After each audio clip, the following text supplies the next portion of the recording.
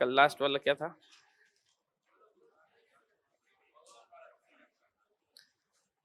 Ozone परत संरक्षण। इसमें ग्लोबल वार्मिंग में एक दो पॉइंट और लिख लो।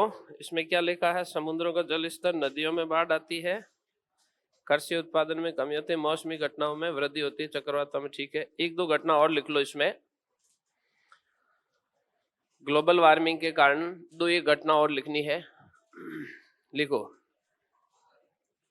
विश्व की 40% जनसंख्या, उस ग्लोबल वार्मिंग वाले में थोड़ी सी जगह मैंने कहा एक दो पॉइंट की जगह छोड़ना, उसमें लिखो विश्व की 40% जनसंख्या, जो कल अपन लिख रहे थे बीच में ग्लोबल वार्मिंग के प्रभाव में कुछ जगह छोड़ी थी, उसमें एक पॉइंट और लिखना है। विश्व की 40% जनसंख्या तटीय भागों में रहती है।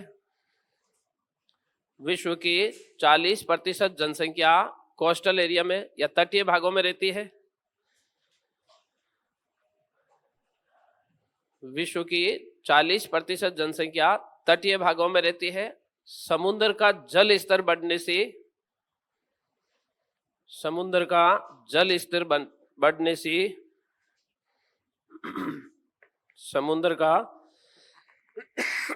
जल स्तर बढ़ने से इनके आवास की समस्या उत्पन्न होगी। समुद्र का जल स्तर बढ़ने से इनके आवास की समस्या उत्पन्न होगी।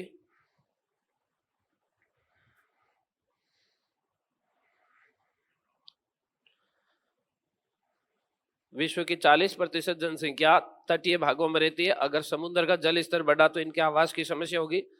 फिर एक लाइन और लिखो इसमें, विश्व की 70% जीडीपी, विश्व की 70% जीडीपी तटीय भागों से निर्मित की जाती है। विश्व की 70% जीडीपी, 70% जीडीपी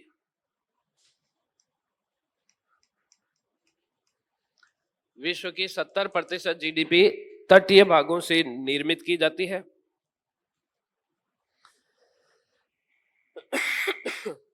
70% जीडीपी तटीय भागों से निर्मित की जाती है। जल स्तर बढ़ने से 70% जीडीपी प्रभावित होगी।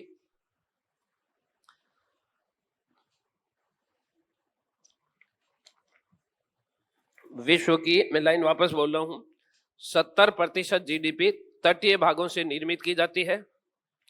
जल स्तर बढ़ने से 70% जीडीपी प्रभावित होगी।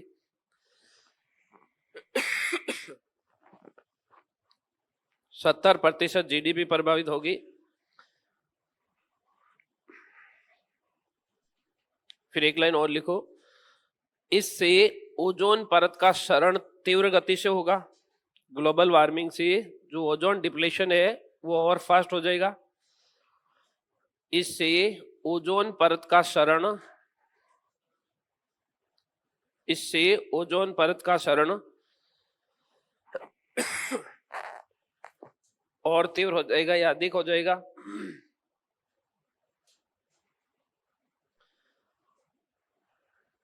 इसमें कल वाले पॉइंट में देखो कहीं लिखा क्या? समुद्री उत्पादकता, समुद्री जीवों की उत्पादकता लिखा है, लिखो।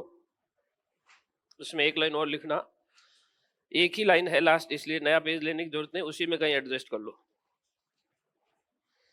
एक लाइन और लिखो, ग्लोबल वार्मिंग के कारण जलीय भाग की उत्पादकता प्रभावित होती है या जलीय भाग की उत्पादकता में कमी आती है। ग्लोबल वार्मिंग के कारण जलीय भाग की उत्पादकता में कमी आती है। जो इसके एल्गी, शैवाल या फाइटोप्लैंक्टन होते हैं उनकी वृद्धि रुक जाती है। इसलिए अपने को लिखना है जलीय भाग, ग्लोबल वार्मिंग के कारण जलीय भाग की उत्पादकता प्रभावित होती है, उत्पादकता में कमी आती है। फिर कल क्या कर रहे थे? ओजोन परत। कुछ लिखा है उसमें कि नहीं लिखा है? कुछ भी नहीं लिखा। चलो शुरू करते हैं। ओजोन परत क्षरण।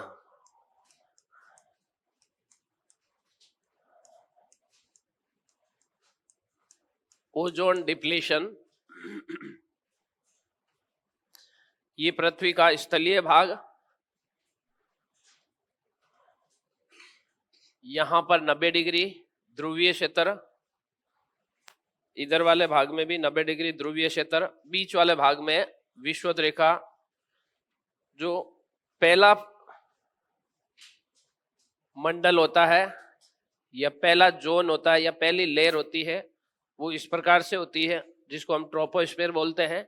इसकी ऊंचाई ध्रुवीय क्षेत्रों में 8 किलोमीटर और विषुवतीय क्षेत्र में लगभग 16 किलोमीटर तक होती है। क्या है ये? शोभ मंडल है, जिसको हम ट्रोपोस्फीयर कहते हैं। इसकी ऊंचाई इस प्रकार से है। इससे ऊपर वाले भाग में एक दूसरा मंडल है जिसको बोलते हैं स्ट्रेटोस्फीयर।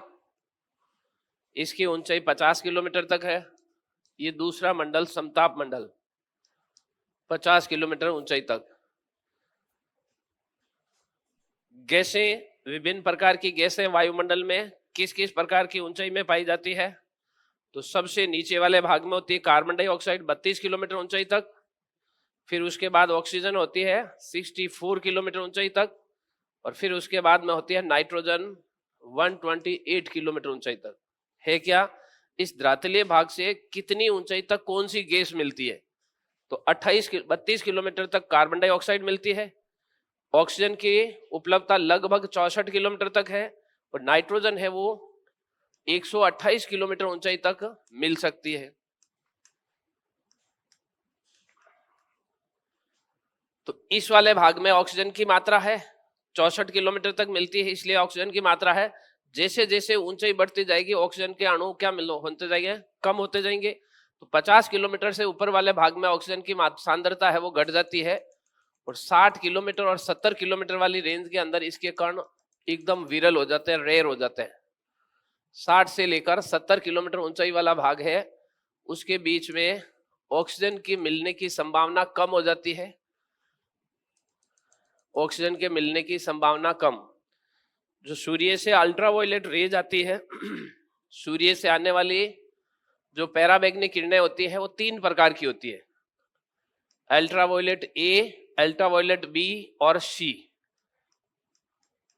ए, बी और सी, 3 प्रकार की सूर्य से आने वाली अल्ट्रावायलेट रेज होती है।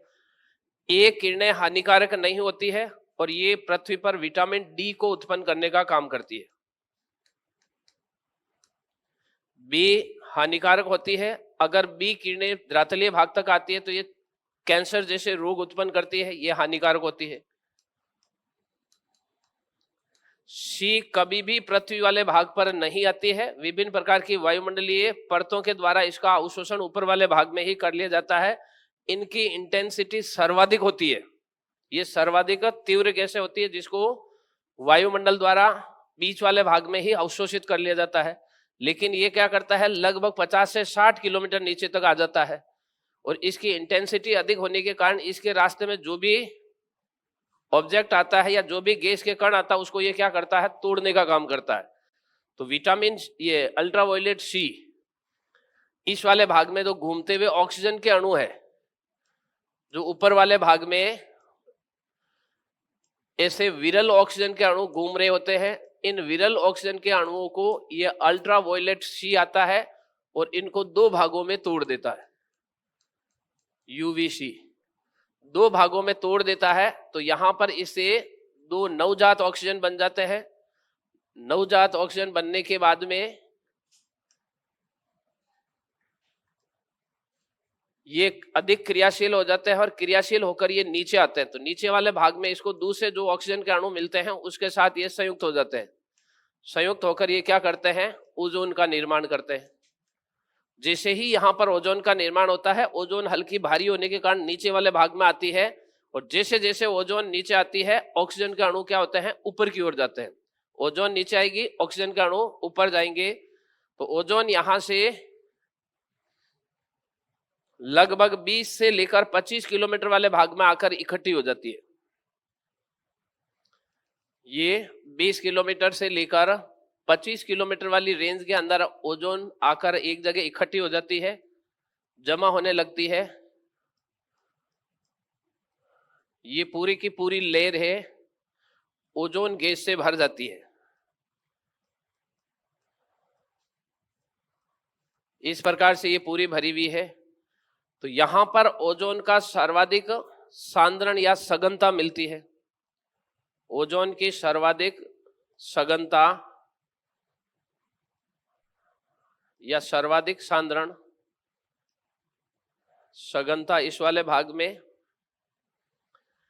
25 से लेकर 35 किलोमीटर वाले भाग के अंदर ओजोन नीचे आएगी, ऑक्सीजन ऊपर जाएगी। तो यहां पर ओजोन का मिश्रण है वो सर्वाधिक मात्रा में मिलता है। 25 से लेकर 35 किलोमीटर वाले भाग के अंदर ओजोन नीचे आ रही है, ऑक्सीजन यहां से ऊपर जा रही है।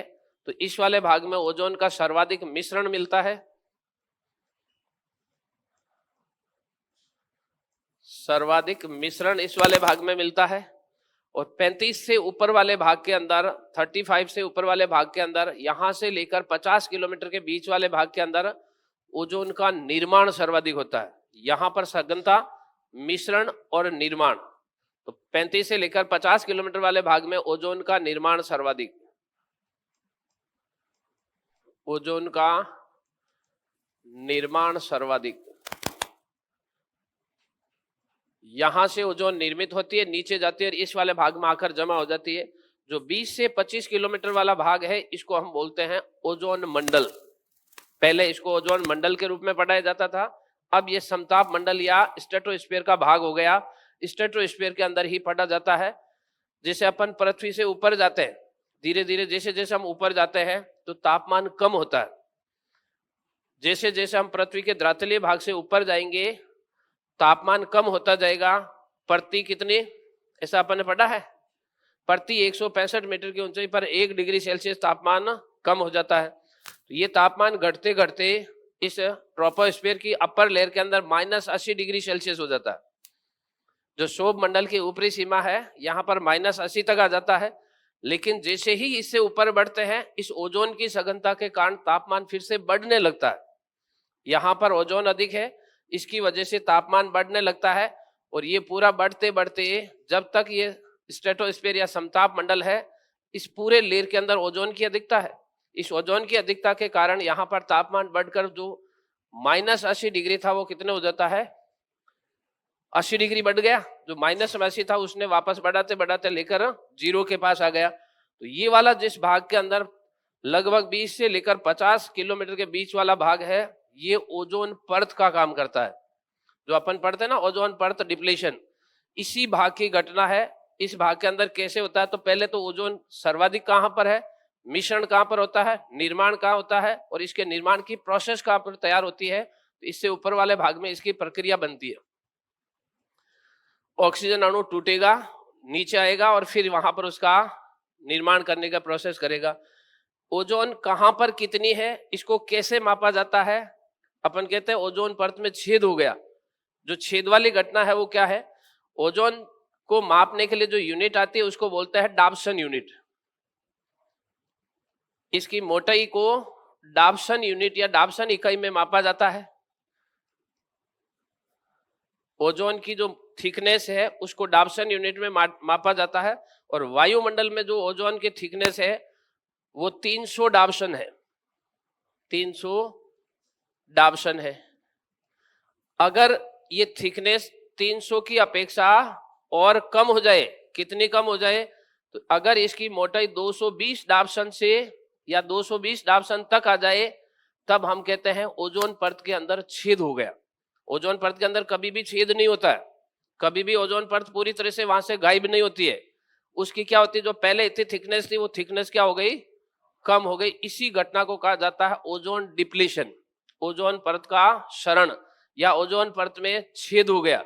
1985 के अंदर ये पहली बार पता चला था कि ओजोन परत में छेद हो गया। छेद नहीं हुआ, क्या हुआ, उसकी जो मोटाई थी वो थोड़ी सी कम हो गई।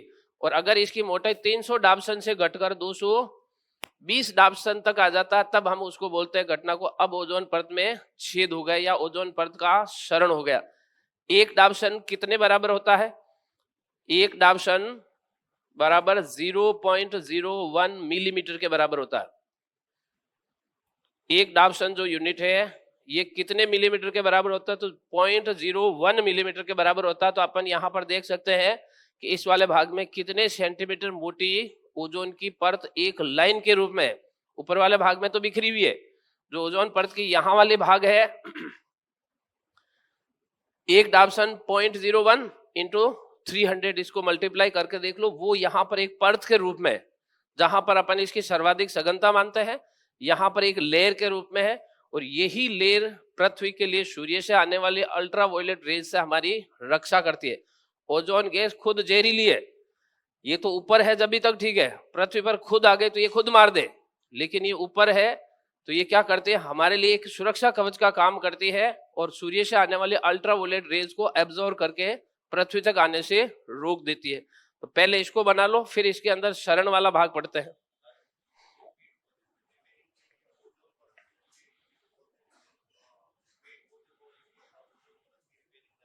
नहीं होती है, अपन पढ़ेंगे इसका शरण किससे होता, मैं बता रहा हूं ना, मैं लाइन को देखो, थोड़ा ध्यान रखो। ओजोन परत क्या है ये तो पता चल गया, अपन कह रहे हैं ये पतली हो रही है, तो पतली किसके कारण हो रही है, वो कारण देखेंगे, उन कारणों को रोक दो तो ओजोन परत क्या हो जाएगी, मोटी हो जाएगी।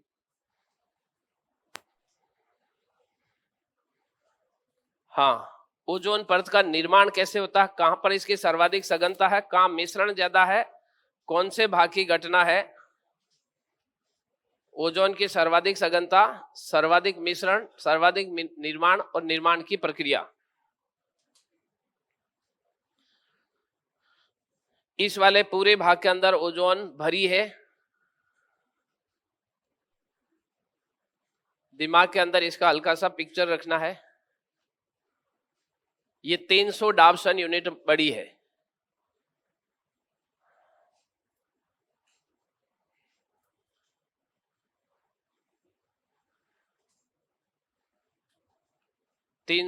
डाबसन यूनिट बड़ी है ओजोन परत। अच्छा, पहले इसको बना लो, मिश्रण वाला सघनता वाला, फिर इसी के अंदर अपन इसके शरण वाले भाग को पढ़ते हैं।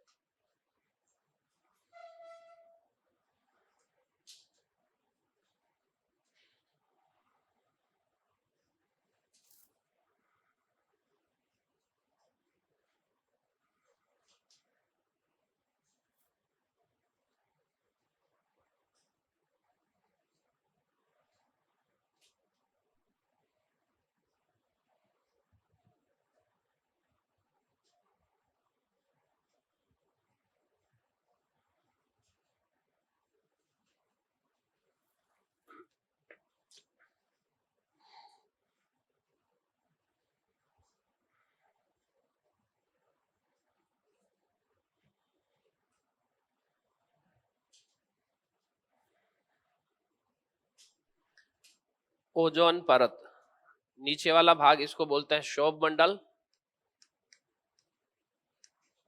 ट्रोपोस्फियर।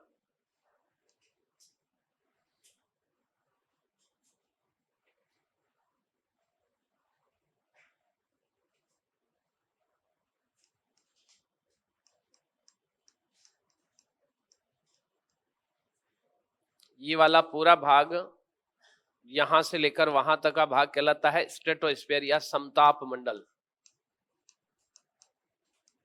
जो ओजोन परत वाली घटना है वो किस मंडल की घटना है, समताप मंडल की घटना, स्ट्रेटोस्फीयर की घटना है।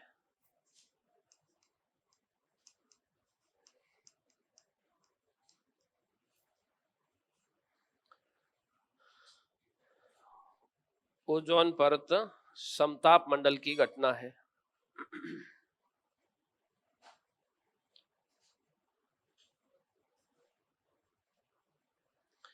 ओजोन का सर्वाधिक मिश्रण, सर्वाधिक निर्माण तो सर्वाधिक सघनता, जो सघनता वाला भाग है ये ओजोन परत कहलाती है, और इसी की सघनता के आधार पर इसकी मोटाई कम होना ओजोन परत में छिद्र को इंडिकेट करती है।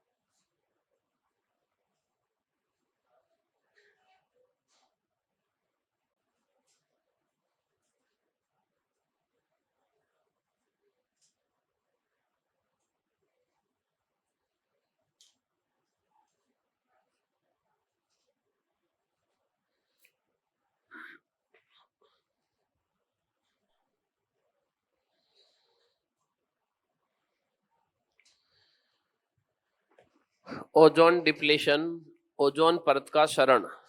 तो पहले ओजोन परत का निर्माण, ओजोन की सर्वाधिक सघनता,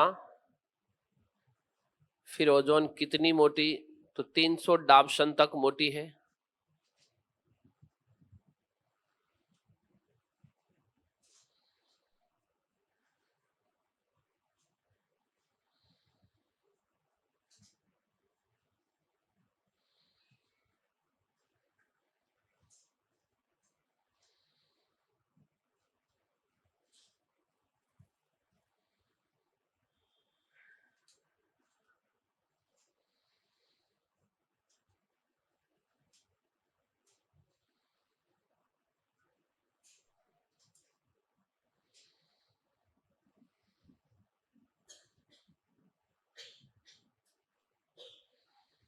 हो गया।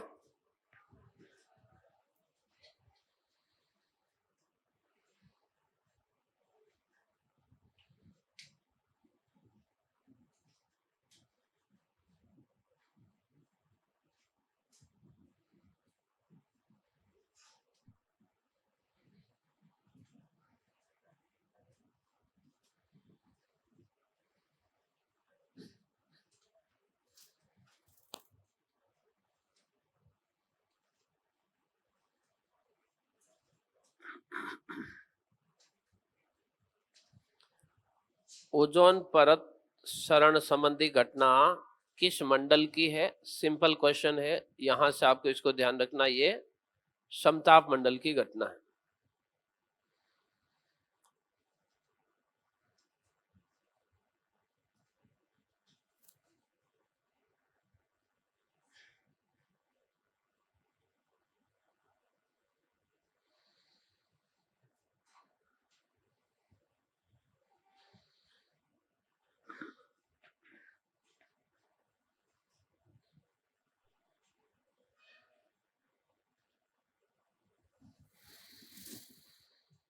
हो गया।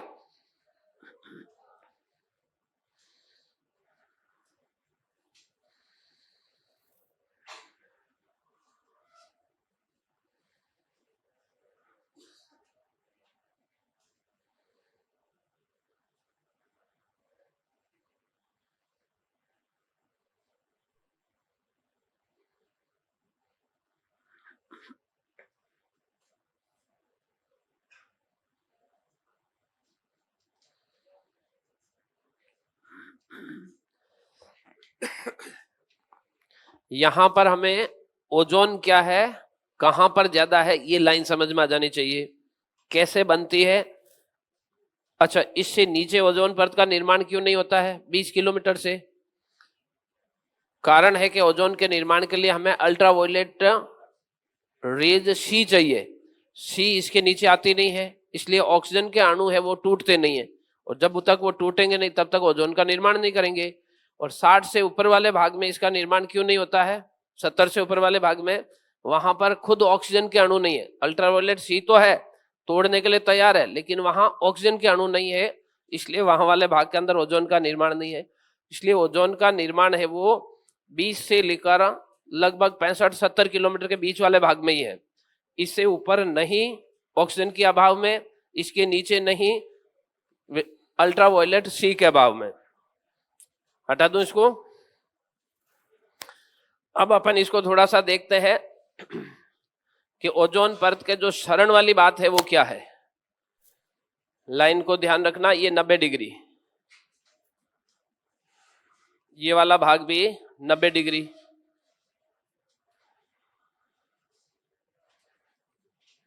दोनों तरफ 90-90 डिग्री, और बीच वाले भाग में ये 0 डिग्री या विषुवत रेखा वाला भाग। ओजोन परत को बनाते वक्त इस प्रकार से बनाना कि इसके डायग्राम से आपको ये समझ में आए।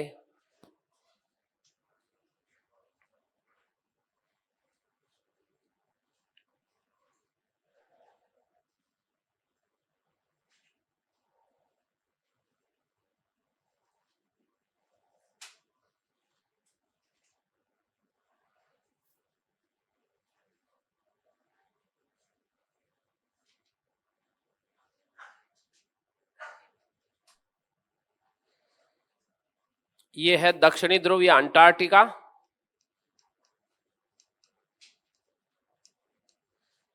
ये है विषुवत रेखा,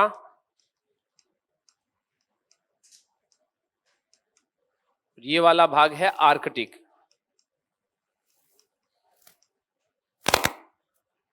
इसके ऊपर वाले भाग में ओजोन परत, ओजोन परत कितनी मोटी, तो 300 डाबसन तक मोटी। इसकी मोटाई सर्वाधिक कहां पर, विषुवत रेखीय क्षेत्र में, और इसकी थिकनेस सबसे कम कहां पर, ध्रुवीय क्षेत्रों में। ध्रुवीय क्षेत्रों में भी कौन से भाग के अंदर, अंटार्कटिका वाले भाग में। इसीलिए तो सबसे पहले 1985 के अंदर हमें पता चला था कि अंटार्कटिका के अंदर ओजोन परत में छेद हो गया है। इस प्रकार से बातें चली थी ना, अभी वर्तमान में ऐसा कहा जा रहा वो छेद भर गया है।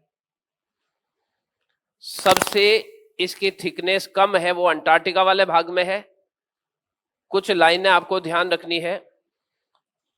ओजोन परत का निर्माण किससे होता है, सूर्य के प्रकाश से। लाइन समझ में आ रही है।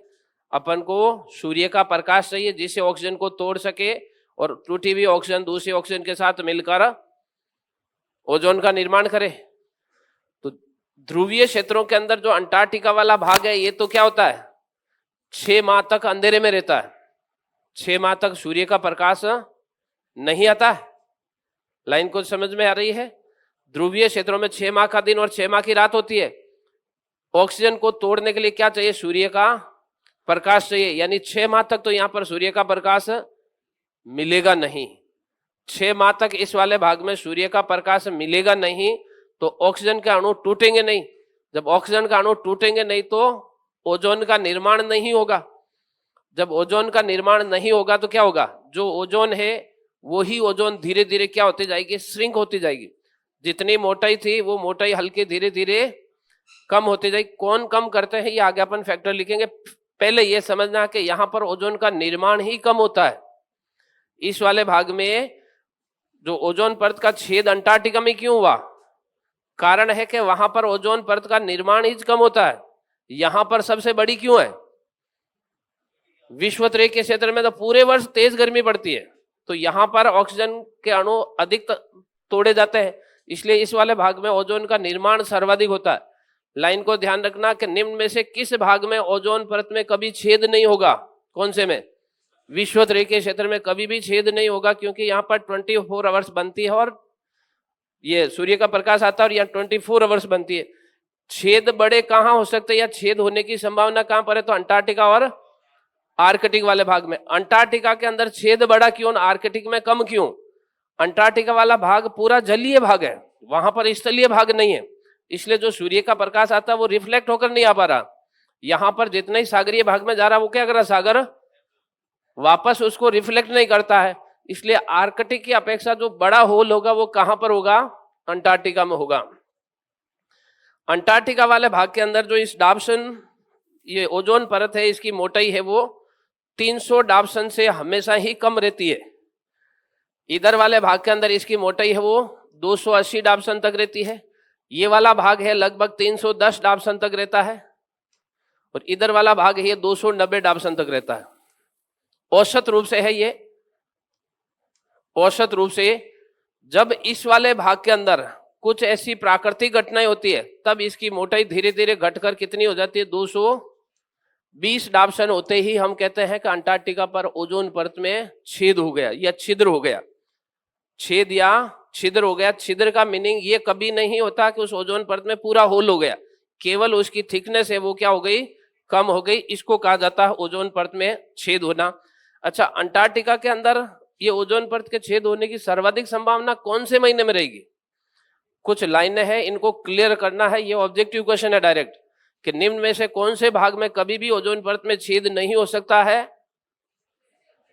ओजोन परत में सर्वाधिक छिद्र होने की संभावना किस भाग में अधिक है, उसके बाद किसकी अधिक है, आर्कटिक में अंटार्कटिका की अपेक्षा ओजोन परत मोटी क्यों है, स्थलीय भाग की अधिकता के कारण।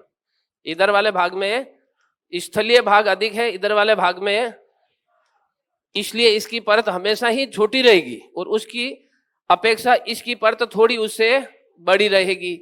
तो इस वाले भाग में जो ओजोन परत है इसकी मोटाई सबसे कम कौन से महीने में होगी? जब ये अंधेरा होगा। अंधेरा भी कब? जब पीक पर आ जाएगा। देखो थोड़ा सा इसको समझने के लिए अपन उसमें चलते हैं। आप पहले वाली बातें थोड़ी भूल गए हो। कौन सी वाली? कि अंधेरा कब होता है?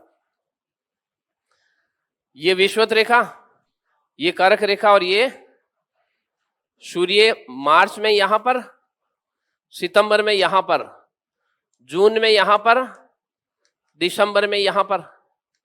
अंटार्कटिका किधर है? इधर वाले भाग में। आर्कटिक इधर है, उधर वाले भाग में।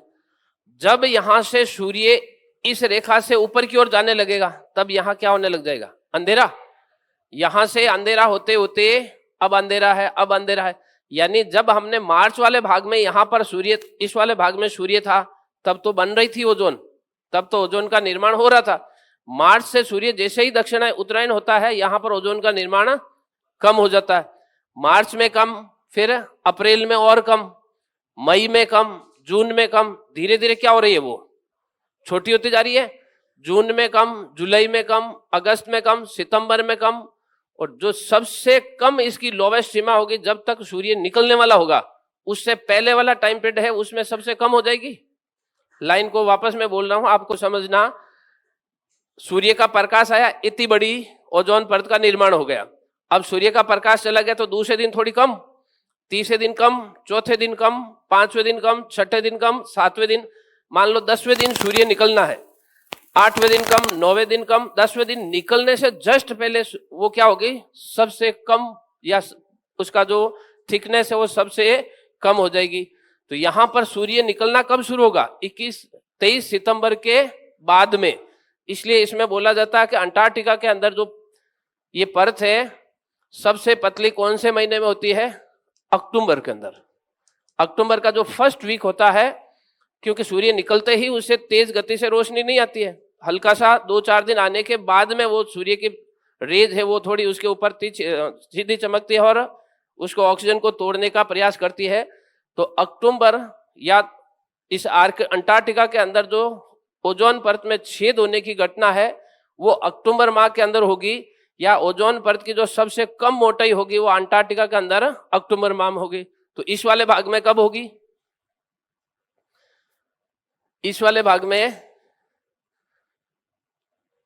जो आर्कटिक है इसमें कब होगी?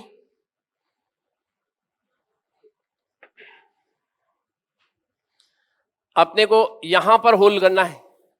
इधर तो होल कर दिया हमने अक्टूबर में, यहां पर कब होगा? सितंबर के बाद यहां पर ओजोन का निर्माण बंद हो गया, क्योंकि सूर्य कहां चला गया? दक्षिण में चला गया। सितंबर से अक्टूबर में, अक्टूबर से नवंबर, नवंबर से दिसंबर में, दिसंबर से जनवरी, फरवरी, मार्च। मार्च में अब सूर्य निकलेगा। तो मार्च का लास्ट और अप्रैल का फर्स्ट वीक है, उस समय इसके अंदर जो ओजोन परत है उसकी मोटाई सबसे कम होती है। अगर आर्कटिक के अंदर ओजोन परत में छेद की घटना होगी तो मार्च के लास्ट वीक या अप्रैल के फर्स्ट वीक के अंदर इसकी संभावना रहेगी, और अंटार्कटिका के अंदर ओजोन परत में छेद हुआ तो वो अक्टूबर माह के अंदर होता है। अब इसके लिए छेद करने के लिए जिम्मेदार कौन है? तो यहां पर 3 प्रकार की गैसें हैं जो इसके अंदर ओजोन के कणों को तोड़ने का प्रयास करती है। जो ओजोन है O3 है, इसके साथ क्रिया करके इनको तोड़ती है। कौन तोड़ती है? जो पृथ्वी या धरातलीय भाग से हम यहां से छोड़ते हैं क्लोरोफ्लोरोकार्बन। क्लोरोफ्लोरोकार्बन, तो इसके अंदर जो क्लोरीन के अणु है वो ओजोन के साथ क्रिया करके उसको तोड़कर ऑक्सीजन में कन्वर्ट कर देते हैं। यहां पर O3 है, इसके साथ क्लोरीन के अणु क्रिया करके इसको O2 में बदल देते हैं, खुद एक OCl को लेकर चले जाते हैं। एक O2 अलग हो गई, एक ऑक्सीजन क्लोरीन के साथ जुड़ गया, क्लोरीन मुक्त मूलक बन गया, ये मुक्त मूलक बन गया। और अब ये ऐसा मुक्त मूलक बना है जो एक बार अगर मुक्त मूलक बन गया तो ये ऑक्सीजन और ओजोन से कभी भी वापस समाप्त नहीं होता। अगर एक बार मुक्त मूलक बन गया तो ये लगभग 80 से 100 साल तक रहता है। 80 से 100 साल तक, फिर खत्म कैसे होता? खत्म नहीं होता। इतने सालों के अंदर ऐसी संभावना है कि इसको कोई दूसरा क्लोरीन का अणु वापस मिल जाता है। तो ये मुक्त मूलक और नीचे वाला क्लोरीन मिलकर आपस में क्या बना देता है? फिर ये इसको तोड़ने का काम बंद करेगा। जब तक ये ऐसा फ्री और आवारा रहेगा तब तक लगातार ओजोन के अणुओं को तोड़ने का काम करता रहेगा। तो सबसे ज्यादा जैसे नुकसान पहुंचता है क्लोरोफ्लोरोकार्बन। उसके बाद में हमने क्या कर दिया कि इससे पता चला इसे नुकसान होता, तो हमने इसकी जगह दूसरा यूज लेना शुरू कर दिया, HCFC, हाइड्रोक्लोरोफ्लोरोकार्बन। हाइड्रोक्लोरोफ्लोरोकार्बन इसको लिया तो इसके अंदर भी ये क्लोरीन के अणु मुक्त होकर इसको तोड़ रहे हैं। फिर इसको भी हमने बंद कर दिया। इसकी जगह हमने क्या लेना शुरू कर दिया? HFC। HFC लेना शुरू कर दिया। HFC उसको तोड़ तो नहीं पा रहा है, लेकिन ये ग्लोबल वार्मिंग करने में जिम्मेदार हो गया। ग्लोबल वार्मिंग करने में जिम्मेदार हो गया, तो हम इसको भी बंद कर रहे हैं। कब से? 2016 से। तो 2016 के अंदर अफ्रीका के रवांडा के अंदर, या रवांडा की राजधानी किगाली, उसके अंदर एक समझौता हुआ। तो उसमें कहा कि ये ओजोन को तो नुकसान नहीं पहुंचाता है, लेकिन ये ग्लोबल वार्मिंग में सपोर्ट करता है, इसलिए इसको भी बंद करो और इसकी जगह क्या यूज लो? HBO। HBO इसका उपयोग करो। ना तो ये ग्लोबल वार्मिंग करेगा, ना ये ओजोन परत का क्षरण करेगा। तो अब आने वाले टाइम के अंदर अपने जितने भी रेफ्रिजरेटर है, AC है, इसके अंदर जो गैस भरी जाएगी वो ऊपर वाले तीनों में से एक भी नहीं भरी जाएगी। कौन सी भरी जाएगी? HBO। पहले इसको बना लो, फिर इसको थोड़ा लिखते हैं अपन।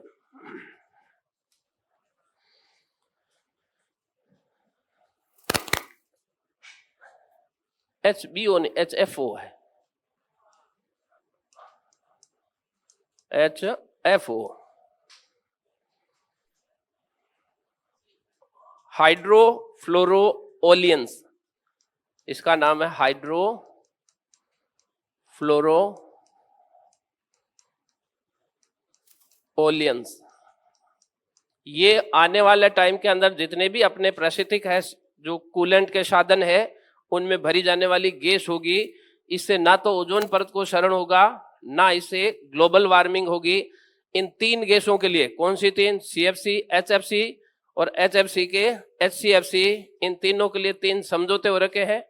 एक वियना हुआ है, एक मॉन्ट्रियल हुआ है और एक किंगाली हुआ है, जिसके कारण इस ओजोन परत के क्षरण को रोकने के प्रयास किए जा रहे हैं।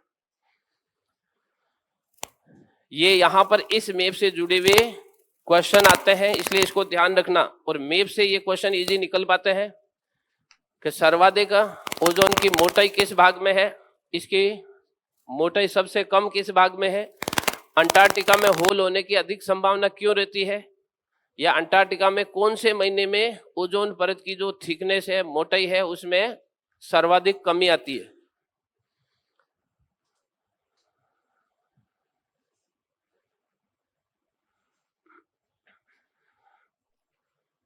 इसको मैं थोड़ा नीचे लाऊं।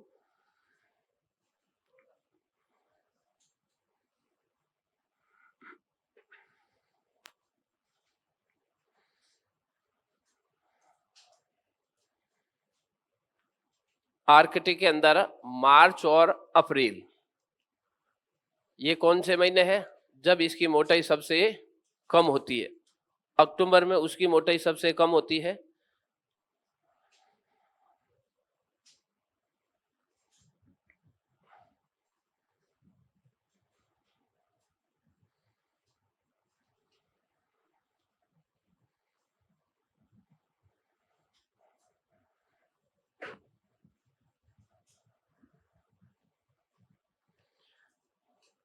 ये तीन है जो इसको नुकसान पहुंचाते हैं, क्लोरोफ्लोरोकार्बन, फिर है HCFC और तीसरा है HFC। ये दो तो हम पहले बंद कर चुके हैं। ये 2016 के अंदर जो किगाली समझौता वो उसके अंदर बंद किया जा रहा है। जो आगे वाला अपना प्रोडक्ट है वो HFO है। ये कूलेंट के अंदर भरा जाएगा। जितने भी शीतलक है उसके अंदर अब उपयोग है वो इसको हाइड्रोफ्लोरोओलियंस का काम में लिया जाएगा। ये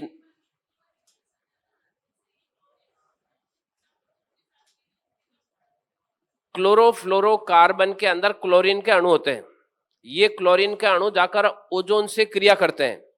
ओजोन से क्रिया करते हैं तो ओजोन में क्या है, ऑक्सीजन के 3 अणु है।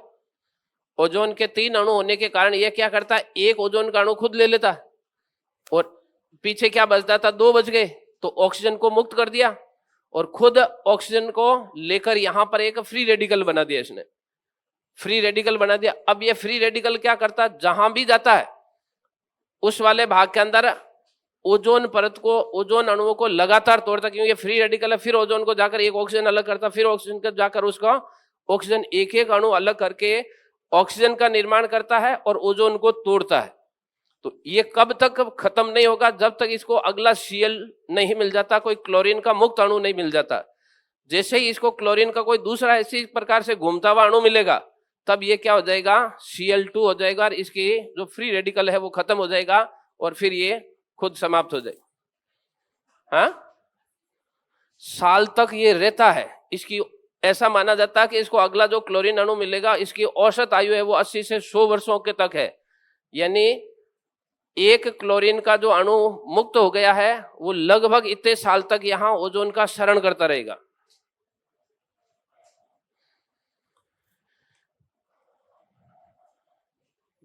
विषुवत-रेखीय क्षेत्र, यहां पर ओजोन की सर्वाधिक मोटाई, ध्रुवीय क्षेत्र, यहां पर ओजोन की मोटाई सबसे कम, और इनमें भी जो सबसे कम है वो अंटार्कटिका में है। और अंटार्कटिका के अंदर हमें 1985 के अंदर पहली बार पता चला है कि ओजोन परत में छेद हो गया। छेद का मीनिंग यहां पर ओजोन की जो मोटाई है वो 220 डाल्टन तक आ गई, इसलिए पहली बार घोषणा की गई है ये ओजोन परत के अंदर छेद हो गया। ओजोन परत का क्षरण, यानी इस प्रकार से इसकी मोटाई का कम होना ही पृथ्वी के लिए घातक है। क्यों घातक है, क्योंकि जो अल्ट्रावायलेट रेज शी तो आती नहीं है, लेकिन जैसे जैसे इसकी मात्रा, इसकी मोटाई कम होती जाएगी तो बी अंदर प्रवेश ज्यादा करेगी, और बी ज्यादा प्रवेश करेगी तो पृथ्वी पर विभिन्न प्रकार के बीमारियां हो जाएगी। मनुष्य में होगी, पौधों में होगी और जलीय भागों में भी होगी। इसलिए इससे जुड़े हुए 3 सम्मेलन याद रखने हैं, वियना, मॉन्ट्रियल और किगाली।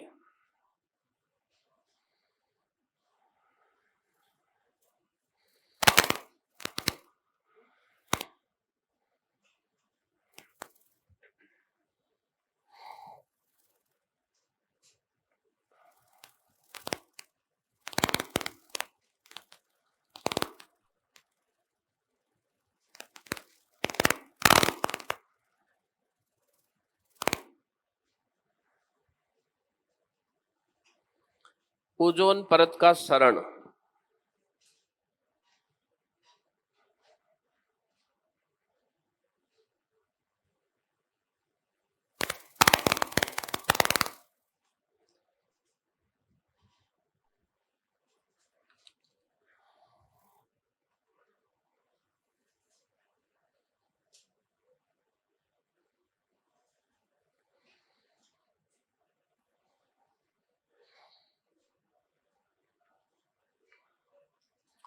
ओजोन परत की औसत मोटाई 300 डाल्टन,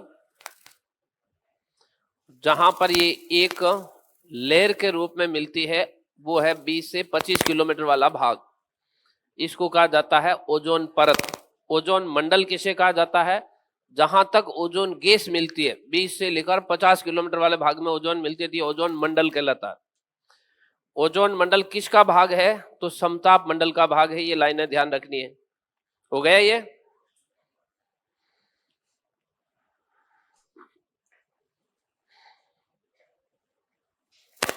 इससे जुड़े हुए 3 ओजोन परत के क्षरण को रोकने के लिए 3 समझौते हैं, उनके नाम अपने को याद रखना है। पहला हुआ था वियना, ऑस्ट्रिया की राजधानी वियना है। इसके अंदर ओजोन परत के क्षरण को लेकर पहला सम्मेलन होता है, और इसके अंदर वियना वाला जो सम्मेलन होता है ये 1985 के अंदर ही होता है, और इसके अंदर कहा जाता है कि ओजोन परत को क्षरण पहुंचाने वाली गैसों पर रोक लगाई जाए। लेकिन यहां पर कोई बाध्यकारी नहीं था। इसके 2 साल बाद में मॉन्ट्रियल प्रोटोकॉल होता है या मॉन्ट्रियल सम्मेलन होता है, ये कनाडा के अंदर है, 1987 के अंदर हुआ और 89 में ये लागू हो। इस मॉन्ट्रियल के अंदर पहली जो गैस थी इसको और दूसरी गैस है इसको, इनके उपयोग पर प्रतिबंध लगा दिया और कहा गया कि वर्ष 2000 तक इनके उपयोग को बंद कर दिया जाए। इसके अंदर CFC और HCFC दोनों के उपयोग पर प्रतिबंध लगा दिया। 2000 के बाद इससे निर्मित किसी भी उपकरण को बाजार में बेचा नहीं जाएगा, ऐसा इसके अंदर मॉन्ट्रियल प्रोटोकॉल में तय किया गया। लेकिन फिर भी चलता रहा, तो इसकी जगह हमने बाद में कौन सा यूज लेना शुरू कर दिया, HFC यूज लेना शुरू कर दिया। तो HFC से पता चला कि ये ग्लोबल वार्मिंग को बढ़ाता, ओजोन को क्षरण तो नहीं करता लेकिन ग्लोबल वार्मिंग को बढ़ाता है। तब वर्ष 2016 के अंदर रवांडा की राजधानी है किंगाली, इसके अंदर सम्मेलन होता है और इसमें HFC को भी बैन कर दिया जाता है। और HFC कब तक, तो 2030 तक इसके उपयोग पर पूर्ण प्रतिबंध लगा दिया जाएगा और इसकी जगह यूज किया लिया जाएगा तो HFO हाइड्रोफ्लोरोओलियंस, जो ना तो ग्लोबल वार्मिंग करता है ना ओजोन परत का क्षरण करता है। लिखो इसमें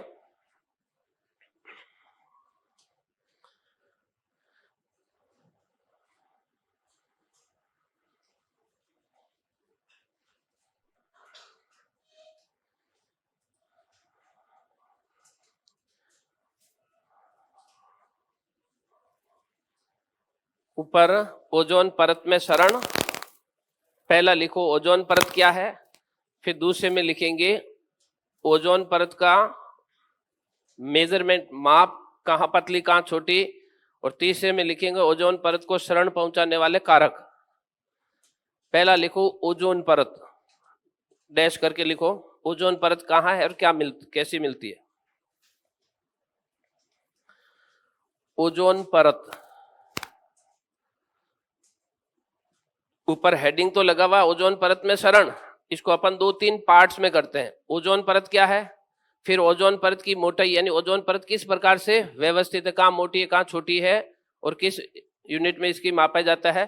तीसरे में लिखेंगे इसको क्षरण पहुंचाने वाले कारक और चौथे में लिखेंगे इसको रोकने के लिए किए गए प्रयास। लिखो ओजोन परत में फर्स्ट लाइन लिखो, सूर्य की अल्ट्रावायलेट सी, सूर्य की पराबैंगनी किरणें सी के द्वारा, सूर्य की पराबैंगनी किरणें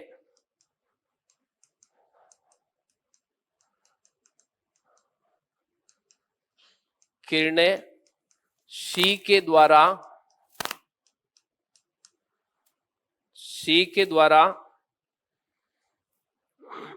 एक शब्द लिख रहा हूं मैं, मीजोस्फीयर,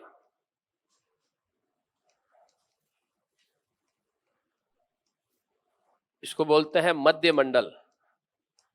और इस मध्य मंडल की जो ऊंचाई होती है वो 55 से लेकर 80 किलोमीटर तक होती है। मैं लाइन वापस बोल रहा हूं, सूर्य की अल्ट्रावायलेट सी के द्वारा मध्य मंडल के निचले भाग में स्थित ऑक्सीजन के अणुओं को, मध्य मंडल के निचले भाग में, सूर्य की अल्ट्रावायलेट सी के द्वारा मीजोस्फीयर के निचले भाग में या मध्य मंडल के निचले भाग में, मध्य मंडल के निचले भाग में ऑक्सीजन अणुओं का, ऑक्सीजन अणुओं का बिलगाव किया जाता है। आप इस शब्द को लिखना, तोड़ा जाता है।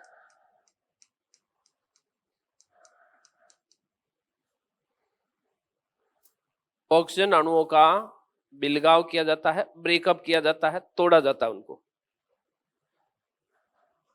ऑक्सीजन अणुओं का बिलगाव किया जाता है और नवजात ऑक्सीजनों का निर्माण किया जाता है, नेशेंट ऑक्सीजन, नवजात ऑक्सीजन अणुओं का निर्माण किया जाता है।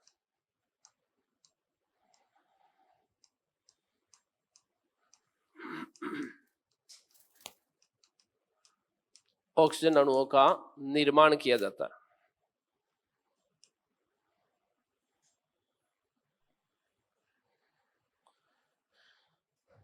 ऑक्सीजन अणुओं का निर्माण किया जाता है। पहला भाग पूरा हो गया। पहली घटना में क्या होता है कि सूर्य की अल्ट्रावायलेट सी है वो मध्य मंडल के निचले भाग के अंदर ऑक्सीजन अणुओं को तोड़ती है। नेक्स्ट लिखो, ये नवजात ऑक्सीजन अणु, ये नवजात ऑक्सीजन अणु, ये नवजात ऑक्सीजन अणु नीचे आकर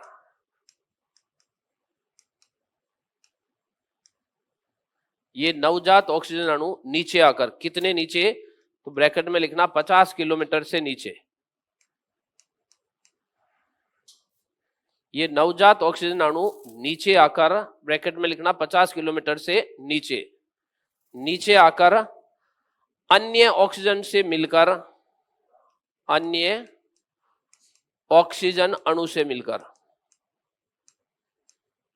अन्य ऑक्सीजन से मिलकर,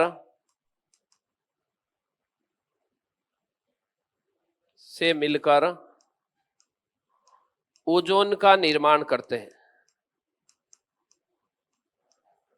ओजोन का निर्माण करते हैं। ये नवजात ऑक्सीजन अणु नीचे आकर अन्य ऑक्सीजन अणु से मिलकर ओजोन का निर्माण करते हैं। ओजोन का निर्माण करते हैं। नीचे वाले भाग में लिखो, निर्माण की प्रक्रिया 35 से 50 किलोमीटर के मध्य की जाती है। किसका निर्माण? ओजोन का। तो निर्माण की प्रक्रिया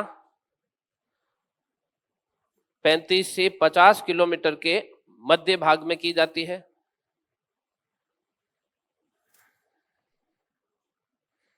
निर्माण की प्रक्रिया 35 से 50 किलोमीटर के मध्य की जाती है।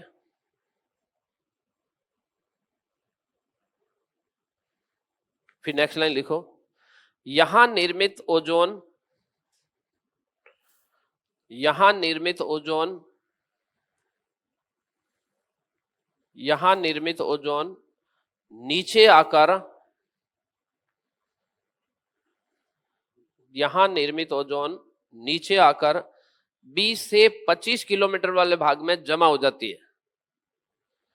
यहां निर्मित ओजोन 20 से 25 किलोमीटर नीचे आकर 20 से 25 किलोमीटर वाले भाग में जमा हो जाती है।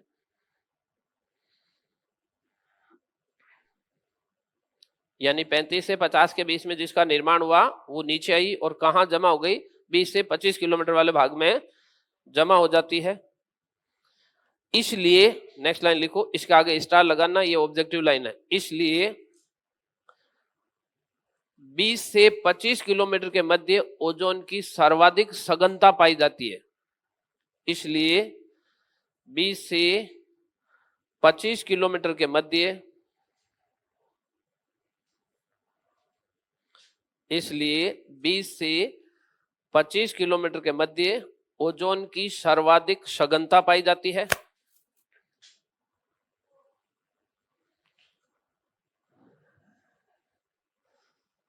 बीस से 25 किलोमीटर के मध्य ओजोन की सर्वाधिक सघनता पाई जाती है तथा इसका सर्वाधिक मिश्रण,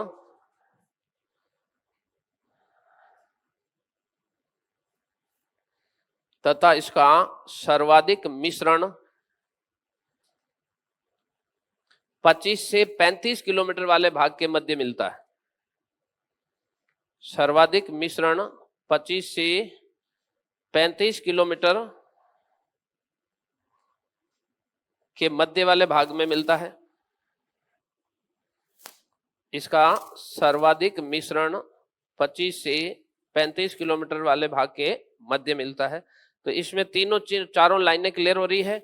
ओजोन की सर्वाधिक सघनता, ओजोन का सर्वाधिक मिश्रण, ओजोन का सर्वाधिक निर्माण, और ये जो पूरा भाग है ये कहलाता है ओजोन मंडल। कहां से? 50 से लेकर 20 किलोमीटर वाला भाग है ये पूरा ओजोन मंडल कहलाता है।